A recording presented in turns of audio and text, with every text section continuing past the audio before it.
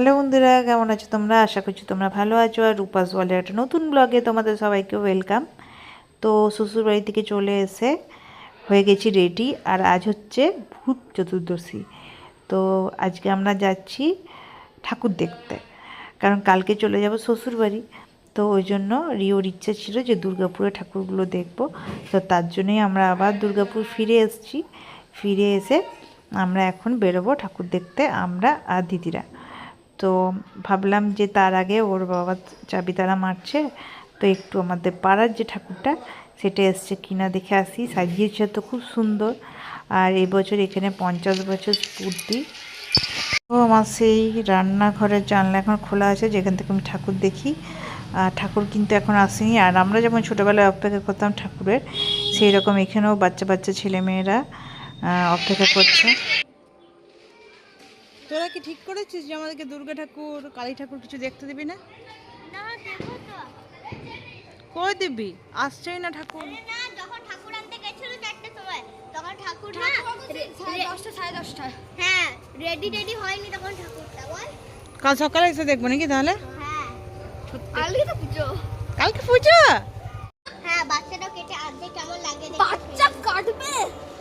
সাইন্সে হয় সব। তাই কি यार, এখানে মানে মানে স্টলের মতো করেছে, ওখানে বিজ্ঞান মঞ্চ থেকে অনেক কিছু আসবে দেখবার মতো বাচ্চাদের। তো সেই ব্যবস্থাও রয়েছে, কিন্তু আমরা দেখতে পাবো না, কারণ আমরা তো থাকবো না।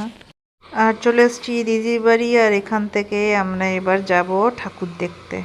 তো এই যে সবাই রেডি, বাড়ির দরজা লাগানো হচ্ছে। দিদি বলছে চল একটা ছবি তুলি। তো চলো ছবি দিয়ে শুরু হোক আমাদের কালী ঠাকুর দর্শন। আজকে ভূত চতুর্দশী, আর কি সুন্দর সারা রাস্তা সাজিয়েছে।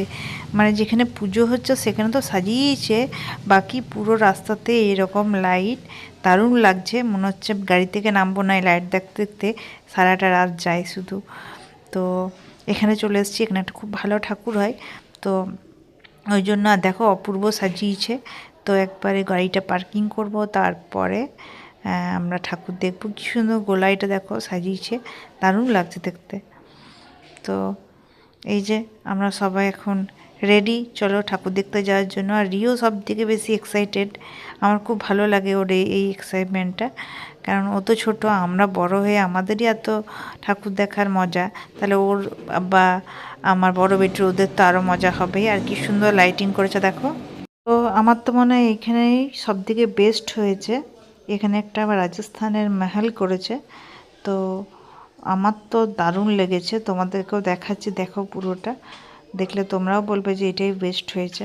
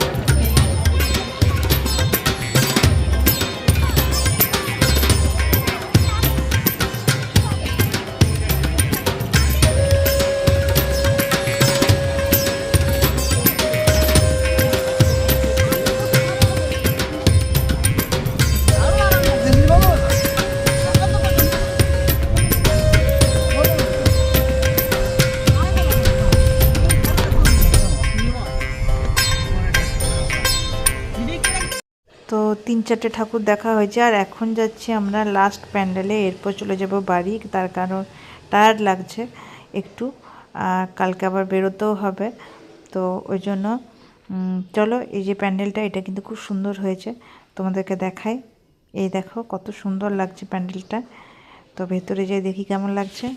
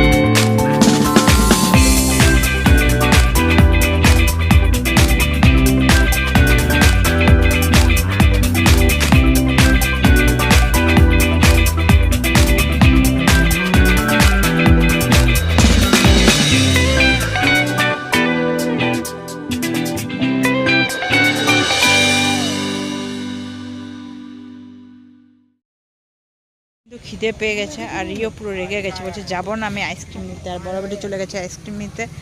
তো চল, দেখতে এত খিদে পেয়ে গেছে রিওর, সবাই চলে গেল আইসক্রিম আনতে। চলো, তো আজকে মেনুতে মানে দিদি তো আজকে ডাল, মিক্স ডাল, একটা ডিম সেদ্ধ, রুটি, এসব ছিলই প্ল্যান। আর তার সাথে আমার আর বড় বেটুর চিকেন খেতে ইচ্ছে করছিলো, তাই চিকেন বাটার মশলা আনা হয়েছিল। তো এইটাই ছিল রাতের মেনু। কালকে তো ওদের অনেকেরই উপোস, আমার হাজব্যান্ডেরও উপোস, জামাইবুরও উপোস, দিদিরও উপোস। তো চলো খেয়ে নিই। তো খাওয়া হয়ে গেছে, এবারে শোবো।